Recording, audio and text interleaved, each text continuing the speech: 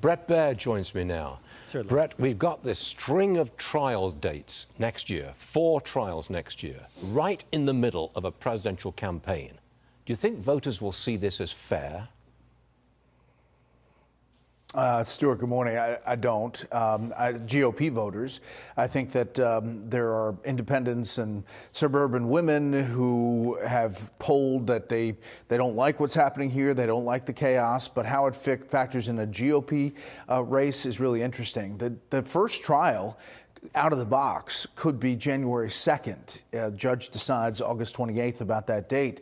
January 2nd is 13 days ahead of the Iowa caucuses. Then you have 4 cases, 4 trials within 5 months, all leading up to the RNC convention in Milwaukee in July. One of the trials starting, possibly in July, as if the polls are right now, and it continues this way, the former president would accept the nomination in the middle of a trial.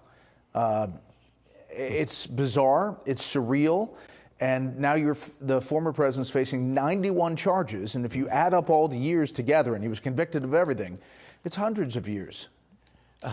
If it's in the Georgia case, it's a state trial, and so if he's convicted, he cannot be pardoned by the state governor or by the president of the United States. If he's convicted, he has to suffer the consequences.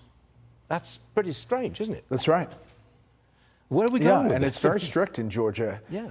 This is a different kettle of fish here. This is something that, there were some people that saying his legal strategy was to get to the White House so he can pardon himself. It doesn't work here. There are some arguments about the supremacy clause if he's president. But if he's not president, there's really hard for any president to get involved. And Georgia politicians, you have to wait 5 years from your conviction to even petition for a pardon. Then you're talking about, a president who's 84, 85 in jail. Yeah, and it'll be on television, a total circus. Let me change the subject a little bit. President Biden is going to travel to Lake Tahoe on Friday. He'll be on vacation there for almost a week. Bret, I don't want to sound facetious, but a vacation seems to be the new basement strategy. Where am I going wrong on this?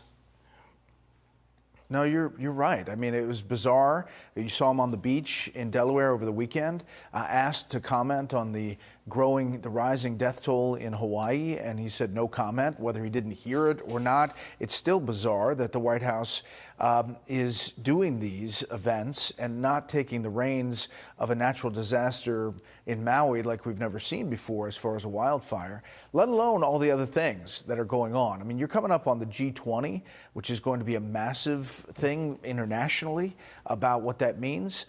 That's just in a couple weeks. So, yeah, this president has taken a lot of vacation. I think it adds up to almost, a year plus of vacation days. Bret, you are must-see television. Special report, weekdays at 6 p.m. In this day and age, you're must-see. And I'm going to make sure to tune in. And then a debate next week. I've got it down. It's on my prompter right there. Don't worry, it's on my prompter. Okay, good. We will be sure to tune in and watch you and Martha host the first Republican debate, August 23rd, 9 p.m. Eastern, only on Fox. Bret Baier, you're all right.